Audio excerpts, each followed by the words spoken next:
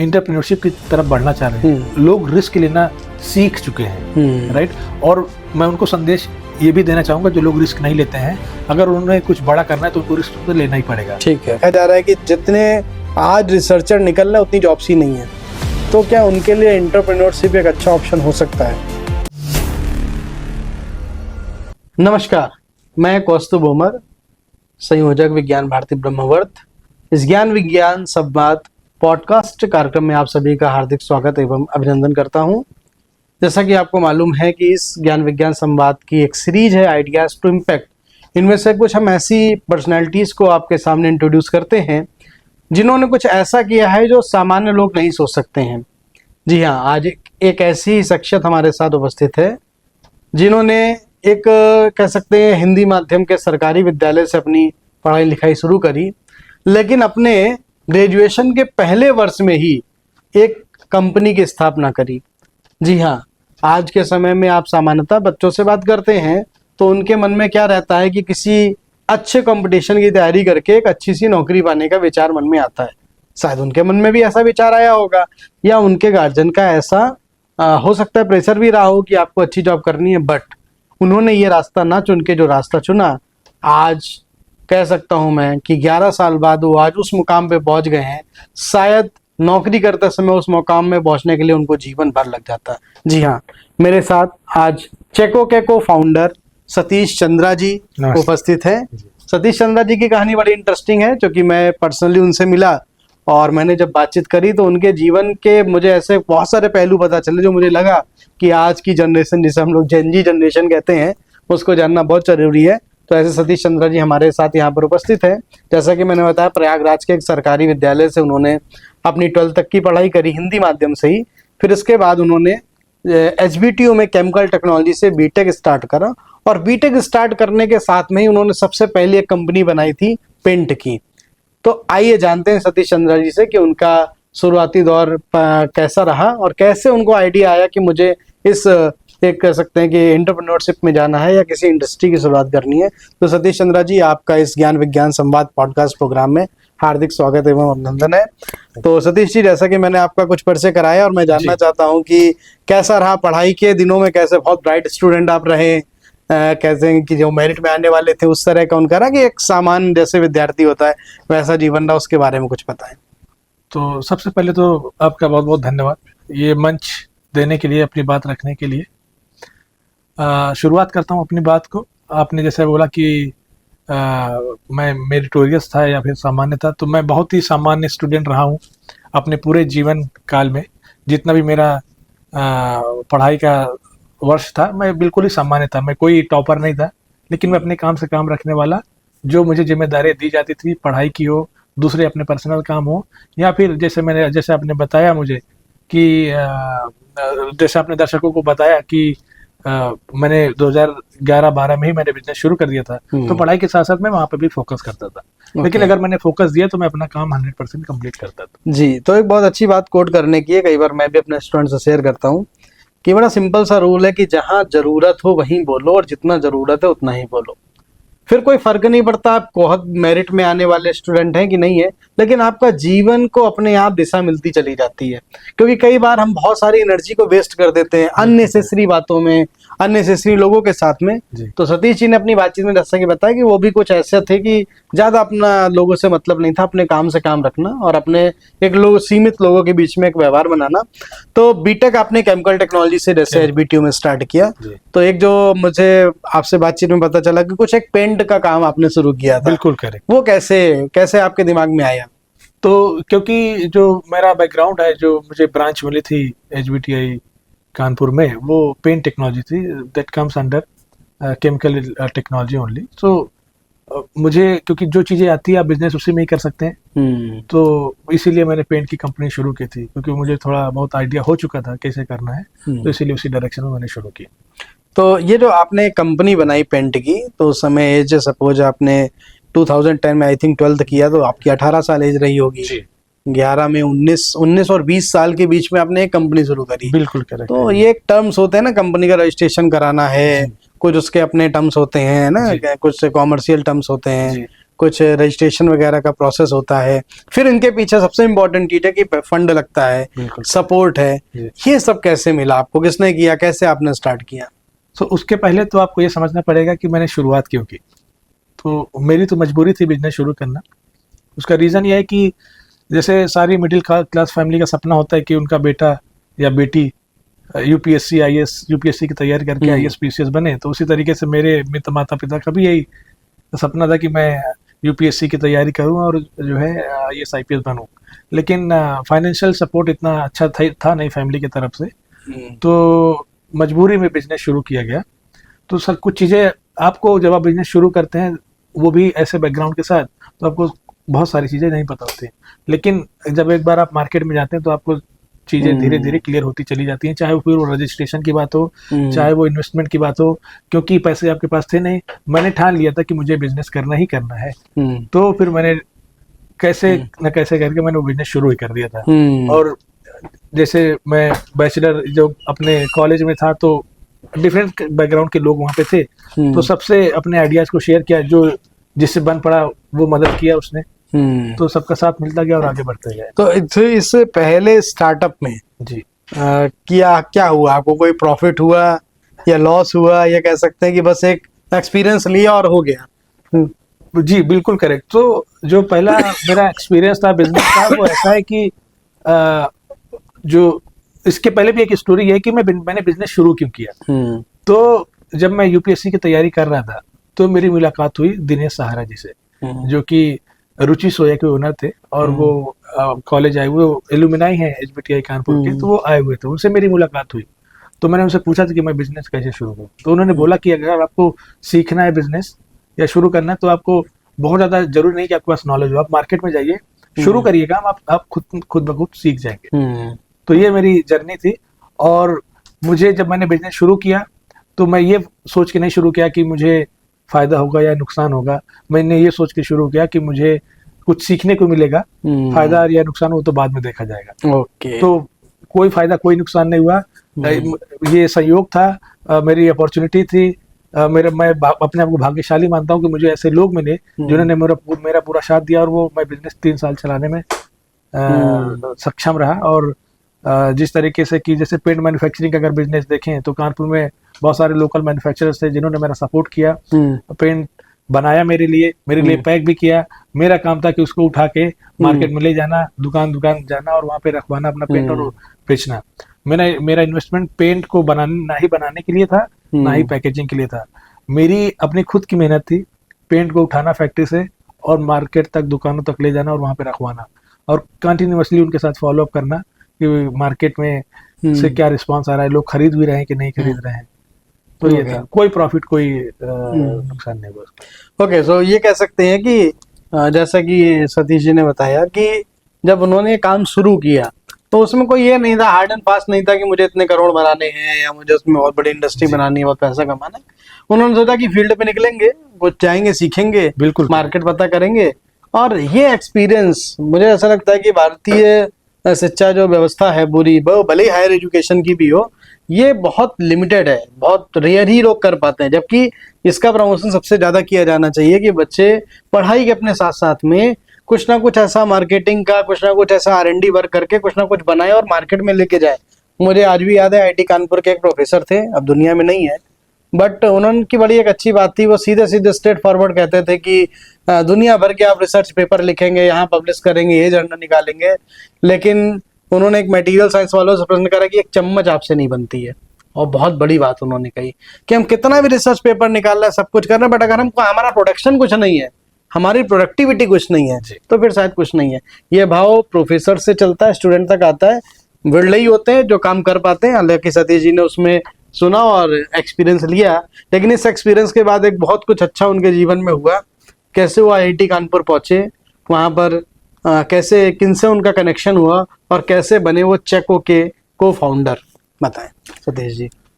तो जर्नी कुछ ऐसे शुरू होती है कि न्यूज़पेपर में मैं आर्टिकल पढ़ता हूँ कि IIT कानपुर में कुछ रिसर्च चल रहा है।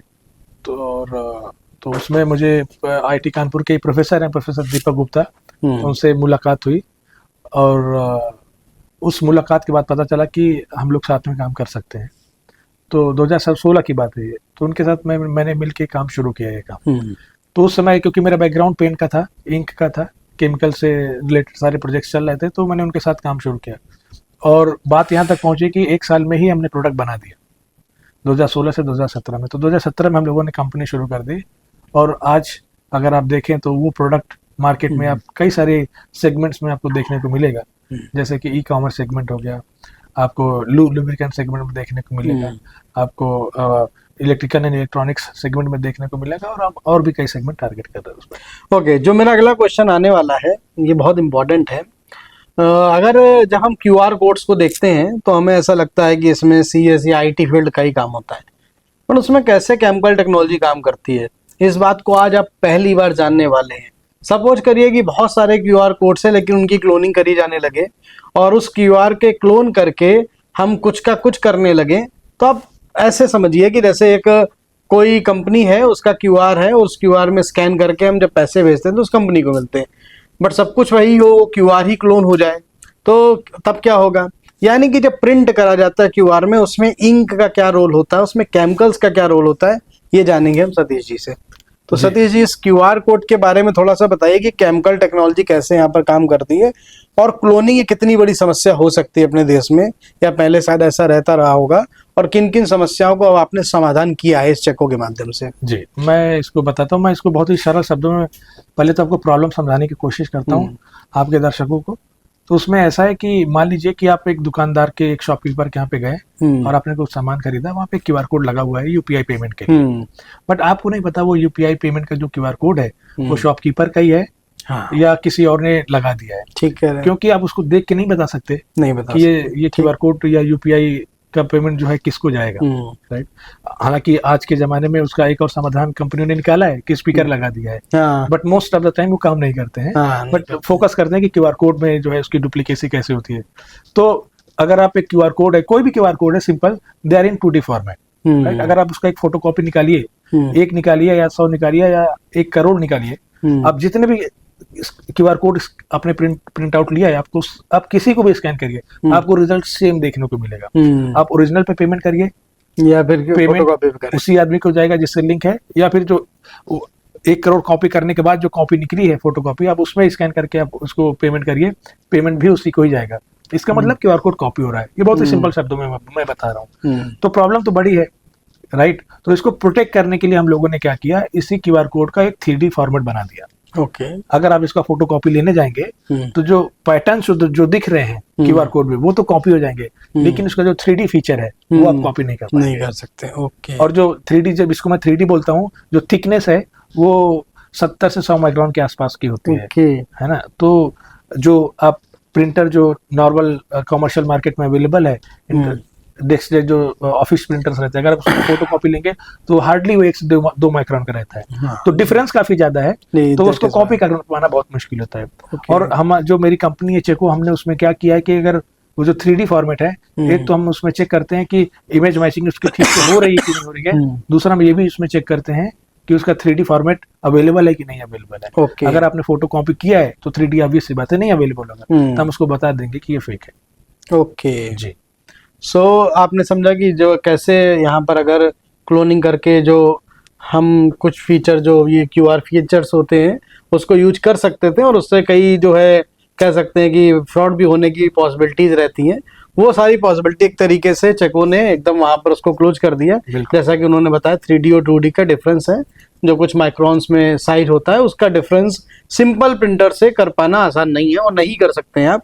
तो एंटी काउंटर फिटिंग टेक्नोलॉजी भविष्य में उद्योगों और उपभोक्ताओं के लिए कैसे बदलाव ला सकती है? जी, इसके पहले मैंने एक बात भूल गया आपको आंसर करना, वो ये था कि इसमें केमिकल टेक्नोलॉजी या प्रिंट टेक्नोलॉजी का क्या रोल है, राइट। तो जो एक्चुअली अगर आप प्रिंट कर रहे हैं तो वो किसी इंक के थ्रू ही आप प्रिंट कर रहे हैं, करेक्ट। सेम गोज फॉर जो हम लोग चेको में प्रिंट कर रहे हैं, जो प्रिंट कर रहे हैं वो एक इंक ही है, राइट। तो उस इंक की एक स्पेशलिटी है, उसको हम प्रिंट 2D फॉर्म में करते हैं और ब्लैक सॉलिड फॉर्म में प्रिंट करते हैं। और जैसे ही प्रिंट करते हैं वो ऑटोमेटिक क्रैक होके एक 3D का फॉर्मेशन देता है। प्रिंट हम 2D फॉर्म में करते हैं, प्रिंट होने के बाद वो क्रैक हो जाता है, क्रैक होकर 3D फॉर्मेट देता है। इसको अगर सरल शब्दों में समझें, जो खेत होते हैं गर्मी के सीजन में अगर आप देखेंगे वो फट जाते हैं, क्रैक हो जाते हैं, राइट। और अगर आप उसमें पानी भर दीजिए, उसको सूखने दीजिए फिर से, वो फिर से क्रैक करेगा। हर बार आपको अलग अलग तरीके के क्रैक दिखेंगे, राइट। हम उसी से इंस्पायर होकर इस इंक को बनाए थे, और ये इंक की टेक्नोलॉजी ऐसी बनाई है कि अगर आप उसको प्रिंट कर दीजिए वो ऑटोमेटिक क्रैक हो जाता है। और अगर आप 1 करोड़ 10 लाख करोड़ भी बनाएंगे, हर बार आपको अलग अलग पैटर्न देखने को मिलेगा। तो इस तरीके से ये इंक का, इसमें इंक की टेक्नोलॉजी का इस्तेमाल हुआ ये इंक डेवलप करने के लिए, और ये इंक हमारी कंपनी के द्वारा पेटेंटेड है। Okay, right. और आपका नेक्स्ट क्वेश्चन प्लीज आप एक बार फिर से। हाँ, एंटी काउंटर फिटिंग टेक्नोलॉजी जी, तो भविष्य में किस तरीके से इंडस्ट्री में या जो कंज्यूमर्स हैं उनके लिए कैसे उपयोगी साबित हो सकती है? तो आज का अगर आप मार्केट स्टडी करेंगे, एंटी काउंटर फिटिंग शब्द एक काफी प्रचलन में नहीं है, तो मैं इसको पहले बता देता हूँ एंटी काउंटर फिटिंग शब्द है क्या। तो एंटी काउंटर फिटिंग शब्द बेसिकली ये है कि एंटी काउंटर फिटिंग या उसका अपोजिट काउंटर फिटिंग। कोई प्रोडक्ट है, एग्जांपल कोई भी आप मेडिसिन खरीदने जाइए, बट आपको सपोज वो XYZ ब्रांड का है, राइट। अंदर प्रोडक्ट ओरिजिनल है कि लोकल है आपको नहीं पता, लेकिन अगर उसकी पैकेजिंग किसी ने कॉपी कर दी तो आपको बता पाना मुश्किल होगा कि वो ओरिजिनल है कि फेक है, राइट। तो अगर किसी ने कॉपी कर दिया तो उसको काउंटर फिटिंग, इमिटेट करना, किसी प्रोडक्ट को बना देना। हमारा काम क्या है? एंटी काउंटर फिटिंग, उसको रोकना, किसी ब्रांड की डुप्लीकेसी को रोकना। सो उसी जो टेक्नोलॉजी बनाई गई उसको बोल देते हैं anti counter fitting technology, right. तो अभी अगर इसका मार्केट में उपयोग देखें तो बेसिकली क्या है कि अगर आप कोई मेडिसिन खरीदने जाएं तो आप, क्योंकि आप एम्पावर्ड इनफ नहीं है कि उस मेडिसिन की डुप्लीकेसी को चेक कर पाए, तो मजबूरी में आप क्या करते हैं कि आप अपने नोन की दुकान से खरीदने की कोशिश करते हैं, राइट। एग्जाम्पल राजू के यहाँ से, बट राजू पे आपका ट्रस्ट है, इसलिए आप ये कंसीडर कर लेते हैं कि वो दवाई ओरिजिनल है, लेकिन क्योंकि आप चेक नहीं कर सकते, आप एम्पावर्ड इनफ ही नहीं है, सो यू फील हेल्पलेस कि मैं इसको चेक करूं कि नहीं करूं, इसलिए मजबूरी में आपको राजू के ऊपर ट्रस्ट करना पड़ता है। तो हम लोगों ने ये स्टडी की और इस लूप होल को समझा, तो उस लूप होल को समझने के बाद हमने ये टेक्नोलॉजी बनाई ताकि कोई भी कस्टमर किसी भी पॉइंट पे, किसी भी रियल टाइम में अगर वो प्रोडक्ट को खरीद रहा है तो उसकी डुप्लीकेसी को वो चेक कर पाए कि वो प्रोडक्ट जेन्युइन है कि फेक है, राइट। इसका मतलब हम मार्केट में बहुत ज्यादा अवेयरनेस लाना चाह रहे हैं, ब्रांड को प्रोटेक्ट करना चाह रहे हैं, और एक ट्रस्ट का एनवायरनमेंट क्रिएट करना चाह रहे हैं बिटवीन ब्रांड एंड कंज्यूमर, ताकि वो किसी भी समय किसी भी प्रोडक्ट को खरीदना चाहें तो उनको सोचना ना पड़े कि ये प्रोडक्ट जेन्युइन है कि फेक है, वो ऑप्शन अवेलेबल हो और वो चेक कर पाए। अब इसका मैं 1-2-3 चीजें और बता रहा हूँ कि ये टेक्नोलॉजी बनाने की जरूरत क्यों पड़ गई। अगर आप मार्केट में देखेंगे टेक्नोलॉजी बहुत सारी पास्ट में भी अवेलेबल थी, लेकिन उसके साथ समस्या ये थी कि वो कंज्यूमर को इंपावर नहीं कर पा रहा था ताकि मैं चेक कर पाऊं कि प्रोडक्ट जेन्युइन है कि फेक है। एग्जांपल जैसे होलोग्राम्स आते हैं। होलोग्राम्स शुरुआत में जब आए थे तो बहुत ही सिक्योर था, उसका रीजन ये था कि उसको बनाने की मशीन ही बहुत लिमिटेड थी। आज आपको सारे प्रोडक्ट में होलोग्राम दिख जाएगा, इसलिए उसको चेक कर पाना, और आप उसको चेक आंखों से देख के आप बता नहीं सकते कि वो ओरिजिनल है कि फेक है, राइट। उसके फीचर्स आपको पता नहीं चल। QR कोड के साथ प्रॉब्लम ये है कि आप उसकी फोटो कॉपी लीजिए, सारे फोटो कॉपी आपको बता देगा कि वो ओरिजिनल, वो QR कोड की फोटो कॉपी आपको ये नहीं बता पाएगी कि ओरिजिनल है कि फेक है। कोई भी ऐसा मीन्स अवेलेबल नहीं है उसको चेक करने के लिए। तीसरे तरीके के फीचर्स हैं, जैसे कि करेंसी नोट में अगर आप देखेंगे, करेंसी नोट में बहुत तरीके के फीचर्स अवेलेबल है। अगर मैं नंबर दूं तो वो 17 तरीके के सिक्योरिटी फीचर्स अवेलेबल है। बट आप जब किसी करेंसी नोट का ट्रांजेक्शन करते हैं तो आप कभी देखते हैं कि उसमें क्या फीचर अवेलेबल है, आपको नहीं पता, राइट। तो वो हिडन फीचर्स होते हैं, उसको चेक करने के लिए स्पेशल इक्विपमेंट चाहिए होता है आपको। जैसे यूवी फीचर्स होते हैं, उसमें उसको यूवी लाइट अगर आप मारेंगे तो वो शाइन करता हुआ दिखेगा। आप एज अ कंज्यूमर जब आप करेंसी का ट्रांजैक्शन कर रहे हैं तो आपको हमेशा आप यूवी लाइट लेके चल नहीं सकते। माइक्रो फीचर्स होते हैं, उसके लिए माइक्रोस्कोप आपको चाहिए होता है, आपके पास माइक्रोस्कोप आप रियल टाइम में लेके चल नहीं सकते। तो ये इस तरीके के फीचर्स थे जो कंज्यूमर को रियल टाइम में एम्पावर नहीं कर रहे थे कि प्रोडक्ट आप जब खरीद रहे हैं तभी आप उसकी ऑथेंटिसिटी चेक कर पाएंगे। तो चेको का जो मोटो हम लोगों ने बनाया कि ऐसा होना चाहिए कि कंज्यूमर 100% ऑथेंटिसिटी के साथ प्रोडक्ट को चेक कर पाए जब वो प्रोडक्ट को खरीद रहा है। तो ये हम लोगों ने टेक्नोलॉजी बनाई IIT कानपुर में। और ये आइडिया जो है इजाद किया हुआ है प्रोफेसर दीपक गुप्ता को, जो कि material science department IIT Kanpur के प्रोफेसर हैं। उन्होंने ये प्रोडक्ट, उनका आइडिया था और उनको मैंने 2016 में ज्वाइन किया और 17 में हम लोगों ने कंपनी बनाई थी। ओके, तो कह सकते हैं द्रोणाचार्य और अर्जुन की जोड़ी देखने को मिली यहाँ पर, और एक ये प्रोडक्ट मार्केट में है। और टोटल जैसा कि आपने बताया कंप्लीटली मेड इन इंडिया है, सारा इसका जो कॉन्सेप्ट है, इंक है, सारी चीजें हैं। और अभी इंडिया के ऑलमोस्ट वो काफी ई कॉमर्स इंडस्ट्रीज में और अलग अलग डिफरेंट इंडस्ट्रीज में, जिसके नाम वो नहीं यहाँ पर ओपन कर सकते हैं, ये फीचर्स दे रहे हैं। तो एक रफली फिगर अगर मैं मानूं, वैल्यू चेको की 2015 से शुरू हुई, 2026 चल रहा है, 11 साल हो गए जी। तो इस 11 साल में लगभग क्या वैल्यू होगी अपनी चेको की, कंपनी की? हमारा कंपनी का वैल्यूएशन 400 करोड़ से ज्यादा की है। और भी कोई आपका जो है कंपटीटर है क्या इस फील्ड में इंडिया में भी? बहुत सारे लोग हैं जो अपने आप को क्लेम करते हैं कि वो इस सेगमेंट में हैं, ओके, बट हम उनको अपना कंपटीटर मानते नहीं मानते। हाँ, तो ये भी एक जानने की जरूरी है कि इतनी रिसर्च के बाद इन्होंने ये काम करा है कि उनको कितना भरोसा है कि जो वो चीज दे सकते हैं शायद मार्केट में कोई आके नया उसको इतनी जल्दी काउंटर नहीं कर सकता है। ओके, तो ये एक तो चेको के बारे में बहुत सारी इंफॉर्मेशन हमको यहाँ पर मिली, लेकिन एक और कमाल का जो प्रोडक्ट है जिसका ऑलमोस्ट कह सकते हैं हम फाइनल फेज में काम चल रहा है सतीश जी का, वो है ज़ावोल्ट द्वारा विकसित की जा रही सोडियम सल्फर बैटरीज। तो ये ट्रेडिशनल जो लिथियम आयन बैटरीज है उससे कैसे डिफर करती है, इसके बारे में हम लोग जानेंगे सतीश जी से। जी, तो एक्सावोल्ट जो हम लोगों ने कंपनी बनाई वो room temperature sodium sulphur battery manufacturing के लिए ये कंपनी बनाई गई है। जैसा कि आपने सवाल पूछा कि जो लिथियम आयन बैटरीज या लिथियम फेरोफॉस्फेट बैटरी मार्केट में अवेलेबल है उससे कैसे डिफरेंट है, राइट? तो उसमें जो सबसे बड़ा चैलेंज है इंडिया के लिए, अगर आप देखेंगे जो जियोपॉलिटिकल प्रॉब्लम चल रही है देशों और डिफरेंट देशों के बीच, तो इंडिया जो चाइना है वो वर्ल्ड का मेजर पोर्शन लिथियम का कंट्रोल करता है। ठीक है, नो डाउट। और किसी भी कंट्री की एनर्जी सिक्योरिटी अगर आपको करना है तो आपको बैटरी टेक्नोलॉजी तो अपनी होनी ही चाहिए इंडियन टेक्नोलॉजी, राइट? तो इस सेगमेंट को देखते हुए हम लोगों ने इस पे काम शुरू किया, क्योंकि ये एक बड़ी प्रॉब्लम थी और बड़े स्केल पे इंडिया के लिए कुछ काम करना चाह रहे थे, इसलिए हम लोगों ने इसमें शुरू किया। अभी बात करते हैं कि ये बेटर कैसे है। तो लिथियम आयन जो है उसकी कॉस्ट काफ़ी ज़्यादा है, और अगर आप एनर्जी डेंसिटी में कंपेयर करेंगे बिटवीन जो हमारी टेक्नोलॉजी है सोडियम सल्फर और लिथियम फेरोफॉस्फेट LFP, तो जो मार्केट में अवेलेबल है LFP बैटरीज, उसकी अभी एनर्जी डेंसिटी है 160 वाट आवर पर केजी। जो हम लोगों ने अभी लैब में जो डेवलप की है उसकी एनर्जी डेंसिटी लैब में ही 200 के ऊपर आ रही है, ओके, राइट? बट हमारा टारगेट है अचीव करना 350 वाट आवर पर केजी का। तो प्रोडक्शन हम टारगेट कर रहे हैं कि 1.5 से 2 साल में शुरू कर देंगे। तो ये एनर्जी डेंसिटी के मामले में बेटर है LFP से।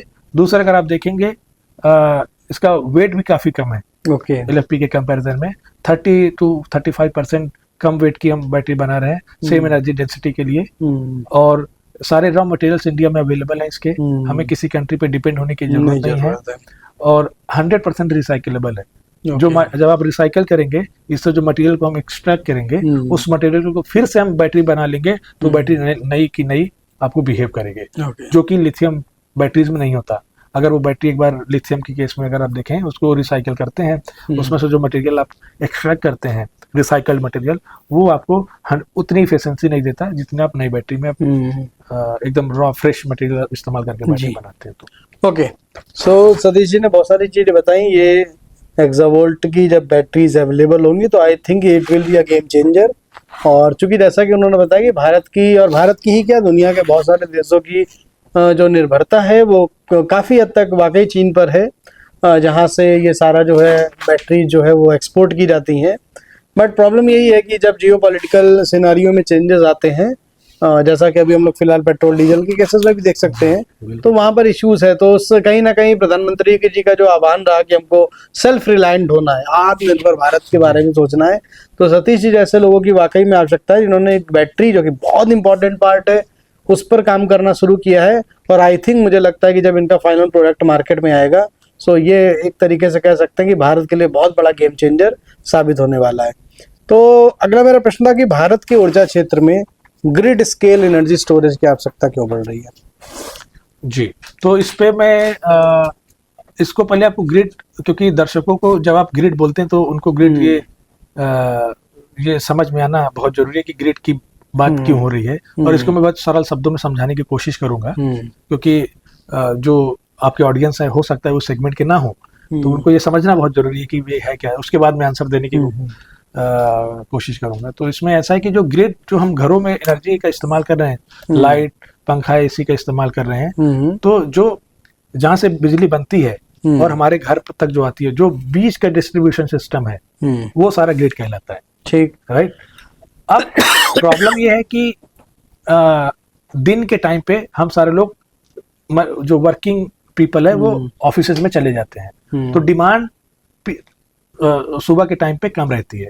और उसका एक रीजन और भी है कि दिन के टाइम पे आप रिन्यूएबल की भी एनर्जी जनरेट कर रहे होते हैं। जैसे सोलर एनर्जी, आप दिन में आपको सूरज की रोशनी मिलती है, उससे आप इलेक्ट्रिसिटी जनरेट कर रहे होते हैं। हाइड्रो पावर के थ्रू भी आप एनर्जी जो है जनरेट कर लेते हैं। लेकिन ये जो हाइड्रो पावर है वो वेदर पे डिपेंडेंट है, जो सोलर पावर है वो सूर्य की रोशनी पे डिपेंडेंट है, तो उसको आप दिन में ही जनरेट कर सकते हैं। तो दिन में तो आप सफिशिएंट एनर्जी जनरेट कर लेते हैं। लेकिन रात के टाइम पे क्या, जब इसकी शिफ्टिंग होती है, जब शाम हो जाता है, तो शाम का कुछ टाइम पीक आवर्स कहलाता है, जहाँ पर इलेक्ट्रिसिटी की डिमांड बढ़ जाती है। उसका रीजन ये है कि अचानक से आपका कम हो जाता है सोलर एनर्जी जनरेट होना, और सारे लोग ऑफिस से अपने घर आ जाते हैं, तो डिमांड बढ़ जाती है। तो उस समय पे हमें एनर्जी की जरूरत पड़ती है। और उसके लिए सबसे ज्यादा क्रिटिकल ये है कि बैटरी होना, क्योंकि अगर दिन में जो रिन्यूएबल एनर्जी है, जो सोलर एनर्जी है, अगर आपने उससे जनरेट की एक्स्ट्रा और उसको आपने स्टोर कर लिया कहीं पे, तो शाम के टाइम पे जब ज्यादा जरूरत है, तब आप उसी से ग्रिड में सप्लाई कर सकते हैं और उसकी पूर्ति कर सकते हैं। ठीक है। तो ये हमारा मेन फोकस है। जो बैटरी हम बना रहे हैं उस समय वो हम फोकस ही कर रहे हैं कि केवल एनर्जी स्टोरेज फोकस करें, क्योंकि मार्केट में ये बड़ा, इंडिया में एक बड़ा सेगमेंट है जहां पे हमको फोकस करना चाहिए। क्योंकि अगर बैटरी टेक्नोलॉजी हम बनाते हैं तो बहुत सारे लोग ईवी सेगमेंट में जाने की कोशिश करते हैं। हमारा ये फोकस नहीं है।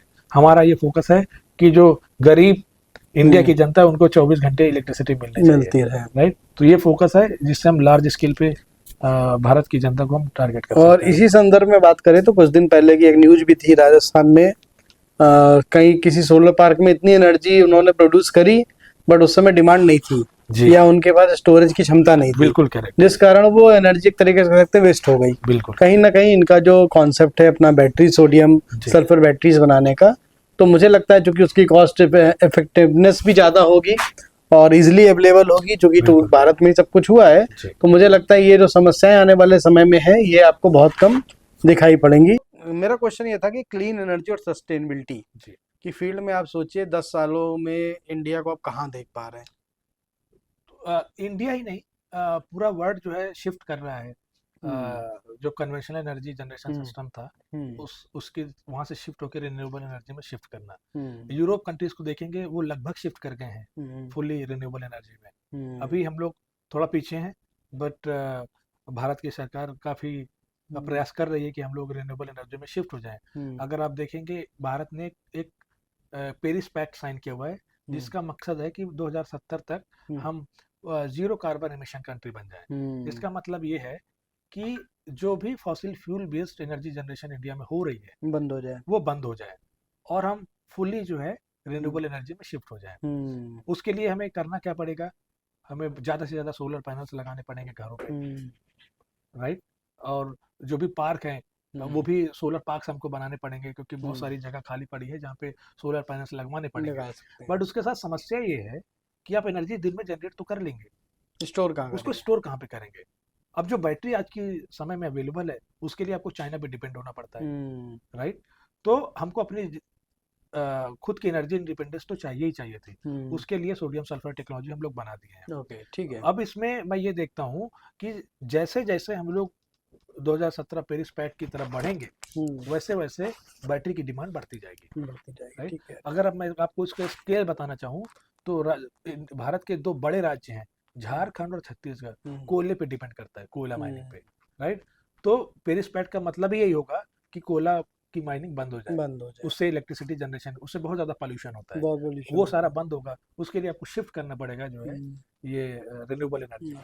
रिन्यूएबल एनर्जी में आप दिन में इलेक्ट्रिसिटी जनरेट करते हैं और उसको अगर दिन में एक्स्ट्रा इलेक्ट्रिसिटी जनरेट हुई है तो उसको आपको कहीं पे स्टोर करना पड़ेगा। और एनर्जी स्टोरेज का आपको एफिशिएंट मॉडल होना चाहिए, सस्ता होना चाहिए, ताकि केवल बड़े लोग नहीं, भारत की जो जनता है, जो लार्ज पोर्शन ऑफ इंडिया है, जो सस्ते में लेना चाह रहे हैं, उनकी भी आपूर्ति हम कर पाए। तो उसके लिए सोडियम सल्फर एनर्जी सक्षम रहेगी बहुत अच्छा और उसको रहेगा। डिस्ट्रीब्यूट ठीक है, करना। कुल मिला के आपका कहना है कि क्लीन एनर्जी सस्टेनेबिलिटी की फील्ड में एक आपका बहुत बड़ा स्टेप है। जी और ऐसे बहुत सारे लोग सोच भी रहे हैं 10 साल, सिंपल सी बात है, ग्लोरियस होंगे हमारे, जिस तरह से हम लोगों ने एशिया का सबसे बड़ा सोलर पार्क भी लगाया हुआ है। बिल्कुल करेक्ट है। ठीक है ना, राजस्थान पे तो बहुत सारा काम हम लोगों ने इस पे किया हुआ है। जी तो डेफिनेटली इन सारी चीज़ों में हम लोग आगे बढ़ेंगे। विशेष करके एक और कि एक युवाओं और छात्रों के लिए भी कुछ मैसेज आपके पास होगा। बहुत सारे लोग रिसर्च कर रहे हैं, जी रिसर्च के बाद वो कहीं ना कहीं डिपेंड हो जाते हैं कि वो कहीं साइंटिस्ट बन जाए, जी एक प्रोफेसर बन जाए। जी बट ये भी इंडिया में बड़ा कॉमनली देखा जा रहा है कि जितने आज रिसर्चर निकल रहे हैं उतनी जॉब्स ही नहीं है। तो जी। क्या उनके लिए एंटरप्रेन्योरशिप एक अच्छा ऑप्शन हो सकता है, और हो सकता है तो कैसे? मैं आपको एक बात बताता हूँ। तो हम्म, इंडिया काफ़ी कुछ चेंज आया है इंडिया में, हम्म, राइट। पहले अगर आप देखेंगे तो लोगों को ऐसा सोचना था, लेकिन मेरे ख्याल से आज ऐसा नहीं है। हम्म, लोग इंटरप्रेन्योरशिप की तरफ बढ़ना चाह रहे हम्म, हैं, लोग रिस्क लेना सीख चुके हैं, हम्म, राइट। और मैं उनको संदेश ये भी देना चाहूँगा, जो लोग रिस्क नहीं लेते हैं, अगर उन्हें कुछ बड़ा करना है तो उनको रिस्क तो लेना ही पड़ेगा। ठीक है। और जो इस तरीके के इंस्टीट्यूट्स, IITs NITs में, जो ISC में जो भी साइंटिस्ट लोग हैं जो भी काम कर रहे हैं, they should not be limited to only papers and patents. अगर हम्म, उन्होंने कुछ प्रोडक्ट बनाया है, they should take risk, they hmm, should bring out that product from hmm, lab to the market. left, उनको ये मेरा संदेश है। और इस काम के लिए लैब से मार्केट में ले जाने के लिए, स्केल कराने के लिए रिस्क तो आपको लेना पड़ेगा। हम्म, तो वो मेरा है कि आपको सारे लोगों को ये काम करना चाहिए, इंडस्ट्री पार्टनर्स आपको बनाने चाहिए। और गवर्नमेंट का इनिशिएटिव तो काफ़ी, बहुत सारे इनिशिएटिव्स हैं जिसमें जो है हम्म, गवर्नमेंट का काम ये है कि इंस्टीट्यूशंस और इंडस्ट्रीज को मिलाना, ताकि वो हम्म, साथ में मिलकर काम कर पाएँ, और जो भी टेक्नोलॉजीज केवल लैब में पड़ी हुई हैं हम्म। उनको स्केल कराना और भारत की जनता तक पहुंचाना। एग्जैक्टली, तो जो बात एक निकल के ऐसी भी आती है कि हमारा जो एजुकेशन सिस्टम है, वो एजुकेशन सिस्टम में बहुत सारे चेंजेस लाने की ज़रूरत है, बट केवल पॉलिसी के रूप में नहीं जी कि कोई बोर्ड पॉलिसी बनाएगा तब करेंगे। ये इंस्टीट्यूशंस स्कूल्स को समझने की बात है कि केवल पेपर और पेन और बुक से उनको निकाल के ऐसा एक्सप्लोर करवाना पड़ेगा, विजिट कराना पड़ेगा, स्किल एजुकेशन को प्रमोट करना पड़ेगा। बिल्कुल बिल्कुल। इंडस्ट्रीज की जिम्मेदारी होनी चाहिए, एंटरप्रेन्योर्स की जिम्मेदारी होनी चाहिए कि मैंने तो कुछ किया। शायद आज सपोज एग्जांपल के लिए कि आपने चेकों में अपना कुछ काम करा इंक को लेकर या क्यूआर को लेकर, फिर आपने एग्जा वोल्ट बैटरीज के बारे में काम करा। बट हमारा काम ऐसा भी होना चाहिए कि ऐसे बहुत सारे यंगस्टर्स हैं जो स्कूल्स में हैं, अभी पढ़ाई कर रहे हैं, उनके पास बहुत अच्छे अच्छे आइडियाज हैं। बिल्कुल करेक्ट तो है। कहीं ना कहीं हमको ऐसे आइडियाज को भी वहां से पिकअप करने के लिए कुछ प्लानिंग करनी चाहिए, जी जिससे कि और बेटर आइडियाज आ सके और हम और बहुत सारी चीजें डेवलप कर सके।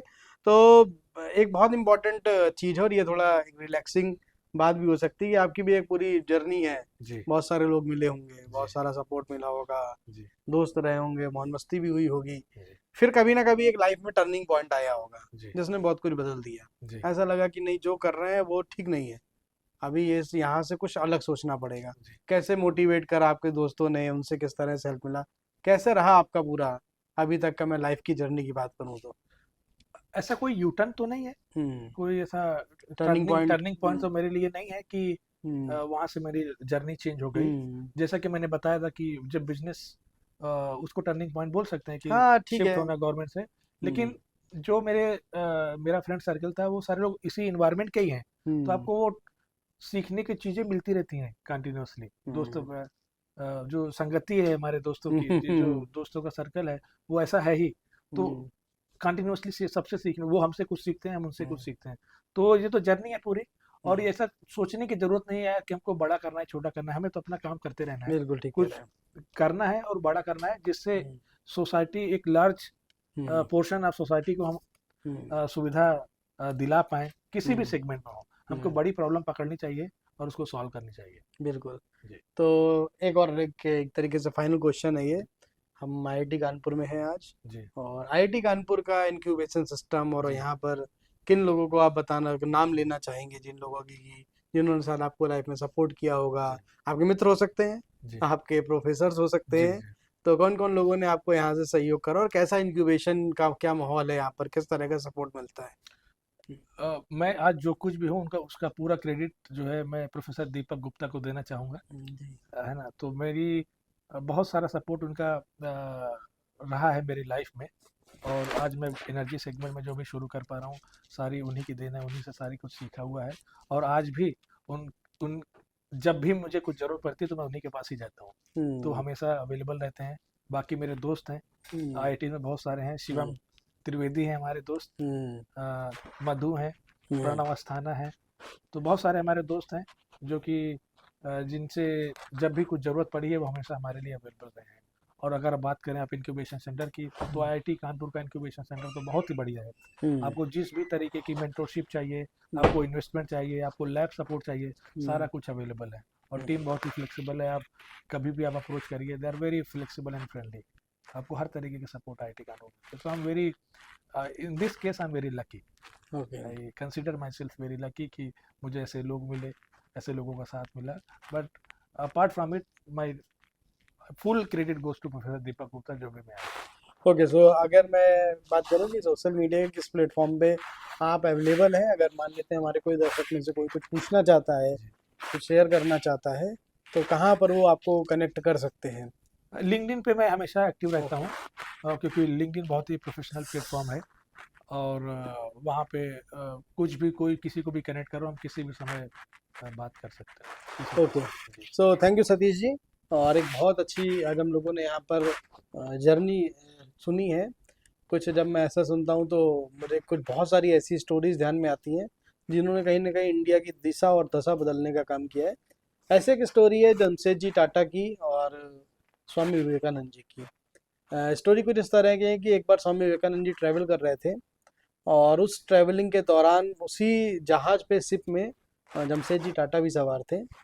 तो हुआ ये कि जो है स्वामी विवेकानंद जी ने ऑब्जर्व करा कि एक बड़ा सूट बूट पहने, बड़ा प्रभावशाली व्यक्तित्व दिख रहा है, भारतीय है।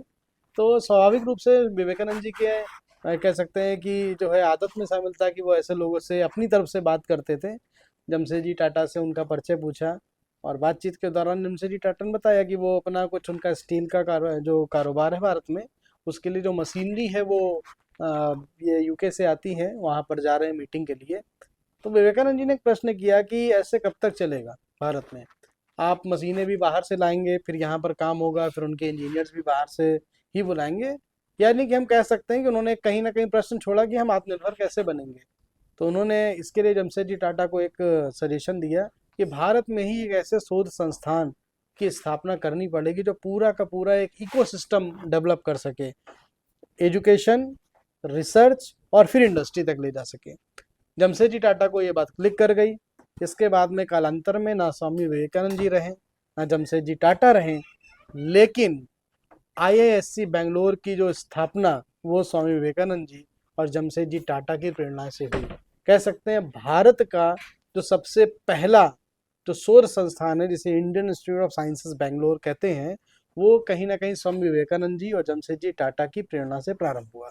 तो कहीं ना कहीं जब ऐसे इंस्टीट्यूशन से निकलने वाले लोग अपनी स्टोरीज बताते हैं तो ध्यान में आता है कि बहुत पहले ही इस पर काम शुरू किया जा चुका था और आज उसको गति मिल रही है। जिस तरह से मैं कह सकता हूँ कि 2014 के बाद से जैसे सरकार अपना सहयोग जैसा अपना काम कर रही है, तो निश्चित रूप से मुझे लगता है कि आने वाले समय में जो जो ये शिक्षण संस्थान है, जो शोध संस्थान है, इनकी ड्यूटीज़ भी धीरे धीरे बदलती जा रही हैं और बहुत सारे एंटरप्रेन्योर्स और बहुत सारे स्टार्टअप्स, बहुत सारी इंडस्ट्रीज भारत में अगले 10 से 15 साल में मुझे दिखती है। इस सोच के साथ ही मैं इस आज के कार्यक्रम को विराम देता हूँ। बहुत बहुत धन्यवाद सतीश जी। Thank you. और ये